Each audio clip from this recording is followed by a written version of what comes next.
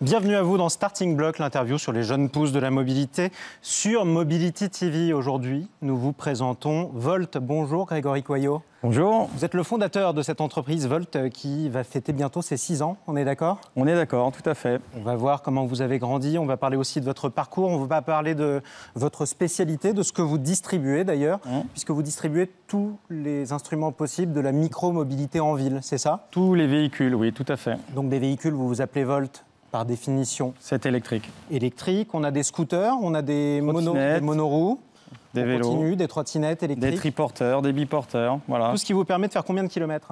De 0 à 30 km. 0 à 30, donc à l'intérieur de la ville. Est-ce qu'on ne verra, d'après vous, dans quelques années, que des véhicules comme les vôtres à l'intérieur des centres-villes? Non, je pense pas. Je pense que c'est plus un complément. Aujourd'hui, la micromobilité, c'est vraiment imposé comme un complément dans les transports, parce que le transport en commun existeront toujours. Donc, en fait, ça sera juste un complément, mais un complément qui est de plus en plus adopté par les usagers, parce qu'il y a une certaine praticité. Ouais. Il y a l'infrastructure aussi qui est de plus en plus importante dans les villes, grâce au pouvoir public.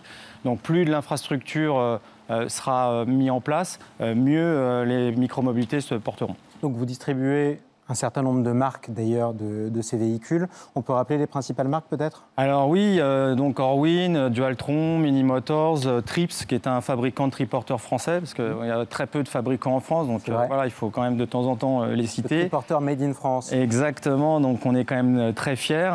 Et puis on a des trottinettes comme Quick Wheel, voilà, et puis des vélos Gogoro, des Taïwanais, il y a un peu tout, sachant que la micromobilité a été quand même inventée par les Asiatiques. Alors on va parler justement de ce parcours des clients, des utilisateurs de tous les véhicules Volt. D'ailleurs, vous allez me le raconter parce que votre spécialité, c'est pas seulement distribuer ces véhicules, c'est aussi vous occuper de vos utilisateurs, de vos clients pendant tout leur parcours et toute l'utilisation qu'ils en ont. Alors oui, déjà, juste pour recentrer, nous, on couvre un segment de 0 à 30 km. Alors pourquoi 0 à 30 km, ce rayon ? En fait, c'est la distance moyenne qui sépare dans les 45 plus grandes agglomérations françaises les banlieues vers le centre-ville. Donc, dans ce segment de 0 à 30 km, on vient mettre des produits qui sous-segmentent aussi par distance. Donc, la trottinette, c'est fait pour faire du 0 à 10, du vélo un petit peu plus, du scooter, la moto, etc., etc. Voilà. Donc ça, c'est un peu l'univers. C'est pour le parcours, c'est pour le trajet, c'est pour l'itinéraire. C'est pour le trajet. Mais une fois que vous avez donc défini le besoin du consommateur, derrière, il y a tout l'aspect serviciel. Parce que aujourd'hui, vous vendez des machines, on vend des machines à des professionnels qui vendent eux-mêmes à des particuliers. Et donc, c'est des produits qui vont sur la route. C'est ça, voilà. donc qui s'usent. Qui s'usent, il y a de la casse, c'est des produits qui sont confrontés aux intempéries. Voilà. Donc, si vous n'avez pas un niveau de service derrière suffisamment fort, vous n'existez plus très vite sur ce marché. Et donc, concrètement, ce que vous allez faire, c'est que vous allez me mettre à la disposition des gens, finalement, un service après-vente qui sera assez performant. C'est votre spécialité, votre marque de fabrique. Tout à fait. C'est comme ça que j'ai créé l'entreprise, en fait. C'est généralement, un distributeur, c'est j'achète des produits, je vends, et après, on regarde.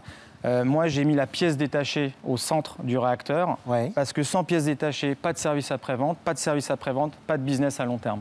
Voilà. Donc là, j'ai la pièce détachée, ça veut dire que je sais avec quoi faire réparer mon véhicule, je sais comment et je sais avec qui. Tout à fait. Donc on a deux manières d'entretenir, de réparer les véhicules. Donc on a centralisé, donc on a ce savoir-faire aujourd'hui dans le 92 à Antony, où on répare sur un atelier de 1500 m² des véhicules.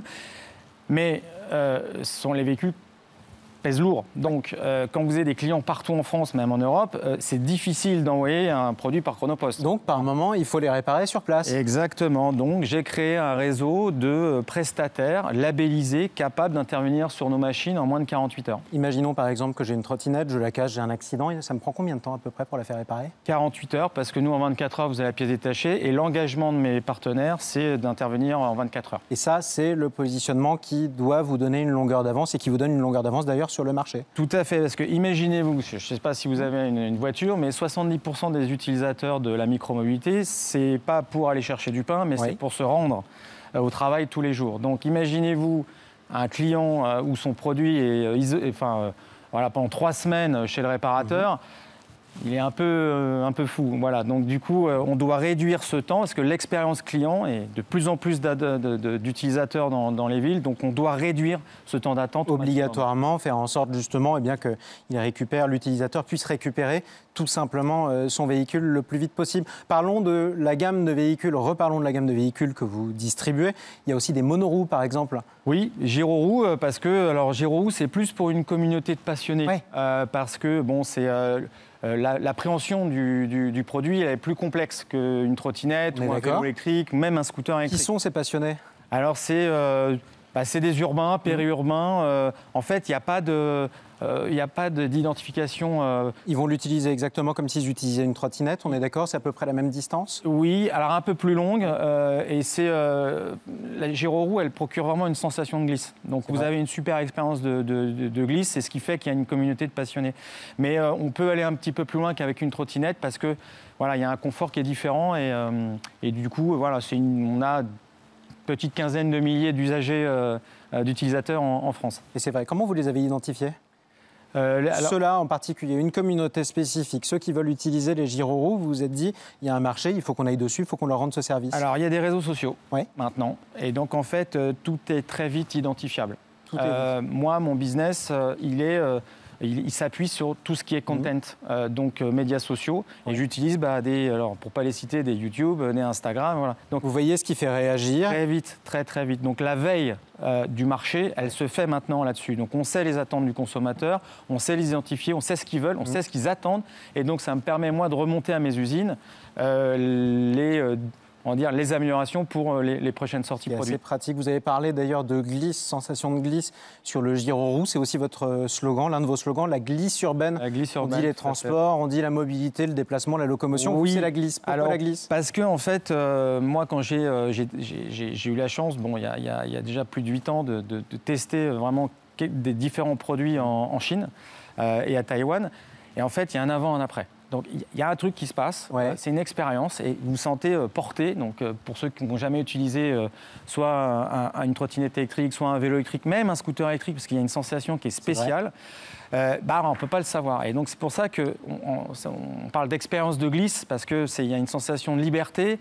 Et c'est relativement fun. Donc, du coup, c'est pour ça que... Et ce sera d'ailleurs ma dernière question. À terme, d'ici 10 à 20 ans, juste sans tenir compte des éventuels véhicules qui pourront être inventés, combien de véhicules différents, pourquoi pas les vôtres d'ailleurs, on sera capable d'utiliser dans une même journée, on aura besoin d'utiliser? Je parle du vélo électrique, je parle de la trottinette, je parle du scooter. On peut imaginer que ça peut aller jusqu'à combien? On peut commuter avec plein de choses et on pourra commuter avec différents produits parce que, on va dire, la technologie, parce qu'on est dans une industrie naissante. Donc ça, il faut le savoir. Donc on n'est qu'au début, en fait, des premières générations de produits. Donc c'est pas comme la téléphonie où il y a très peu d'innovation maintenant, mais il y en a eu énormément avant. On est dans ce monde-là, on est dans cette période-là. C'est des années héroïques. Exactement. Et donc on pourra continuer à voir cet écosystème se transformer. Bonne route, merci. Plutôt bonne glisse, on devrait dire, à Volt. Merci à vous, Grégory Coyot. Merci beaucoup. D'être intervenu dans Starting Block, l'interview sur les jeunes pousses de Mobility TV.